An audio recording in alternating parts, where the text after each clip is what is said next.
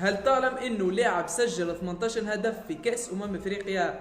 يظهر فيك ما تعرفش، ما تابعني للاخر ويجي نحكي لك على اكثر 5 لاعبين تسجيلا للاهداف في كأس افريقيا. في المركز الخامس نلقاو 3 لاعبين، وهما الكاميروني باتريك مبومبا والمصري حسام حسن والايفواري ديدي دروغبا اللي سجلوا 11 هدف في كأس افريقيا. في المركز الرابع نلقاو المصري حسن الشاذلي اللي سجل 12 هدف في كل النسخ اللي شارك فيها في كأس افريقيا. في المركز الثالث نلقاو النيجيري رشيد يقيني اللي سجل 13 هدف لمنتخب نيجيريا في كأس افريقيا. اما صاحب المركز الثاني فنلقاو الايفواري لوران بوكو اللي سجل 14 هدف في كأس افريقيا، منهم 5 اهداف في مباراة واحدة كانت امام اثيوبيا في نسخة 1970. وقبل ما نتعداو لصاحب المركز الاول ما تنساش تعمل لنا جيم للفيديو وتكتب لنا في كومنتات زعما شكون اكثر لاعب تسجيلا للاهداف في كأس افريقيا. اما صاحب المركز الاول واكثر لاعب تسجيلا للاهداف في الكان فهو الكاميروني سامويل ايتو